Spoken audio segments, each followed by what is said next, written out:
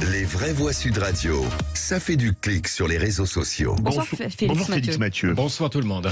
La sanction est tombée il y a une petite heure après l'interruption de séance provoquée par ses propos hier. L'Assemblée nationale a exclu Grégoire de Fournas pour 15 jours. Oui, interdiction de paraître pour 15 jours de session. Le député RN sera privé aussi de la moitié de son indemnité parlementaire pendant 2 mois. La gauche et la majorité macroniste se sont levés pour voter oui à cette sanction proposée par le bureau de l'Assemblée. Les bancs du groupe LR, en revanche, étaient particulièrement clairsemés. En tout cas, la présidente Yaël Braun-Pivet a pris la parole ensuite de façon plutôt solennelle. Mes chers collègues, avant de commencer nos travaux, je voudrais prendre la parole quelques secondes. Vous venez de voter en faveur de la censure avec exclusion temporaire à l'encontre d'un membre de notre Assemblée.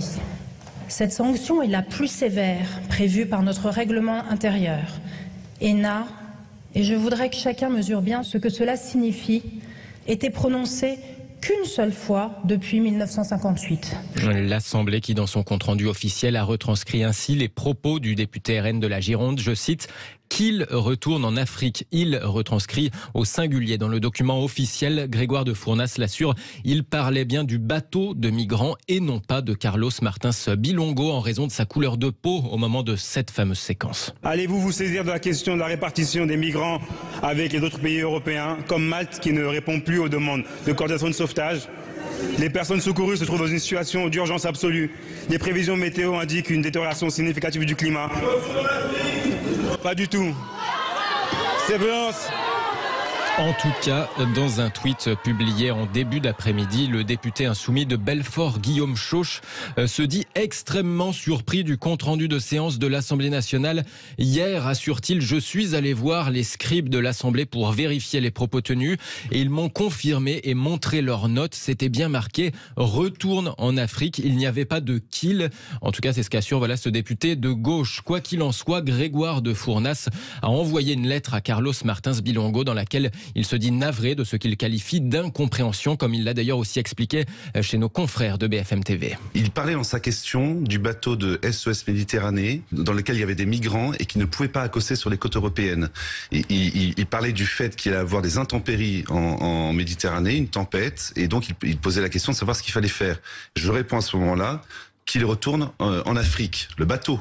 De son côté, Carlos Martins Bilongo semble bien s'être senti visé personnellement par l'invective, comme il l'a redit cet après-midi au rassemblement de soutien de la France Insoumise, ou alors ici au micro de Mediapart.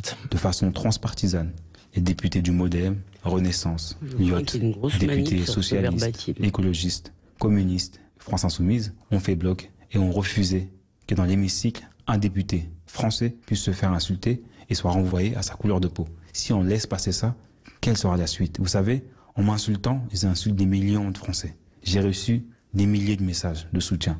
J'ai reçu des témoignages de personnes qui me disent « Monsieur Bilongo, vous avez de la chance, vous êtes député. » Moi, cette insulte, c'est tous les jours que je la reçois. Moi, c'est quand je suis arrivé en France que je l'ai reçue. Et comme je suis une femme de ménage, comme je suis un serveur, comme je suis un cuisinier, comme je suis un plongeur, ça passe comme une lettre à la poste.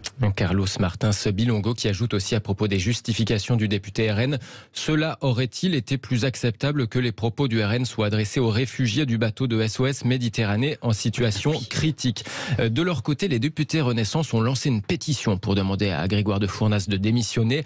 Hors de question, a répondu le premier intéressé. Il vient de tweeter « Je suis totalement innocent des faits que l'on me reproche. Je ressens cette sanction d'une dureté inouïe, avec une grande injustice, mais respectueux de l'institution, je m'y soumets. » En tout cas, pour l'anecdote, sachez que le premier à avoir écopé de cette sanction, c'était le communiste Maxime Grémetz en mars 2011. C'était beaucoup plus trivial pour une altercation à propos de voitures ministérielles mal garées selon lui. Merci beaucoup Félix Mathieu. Allez, on passe au grand débat du jour.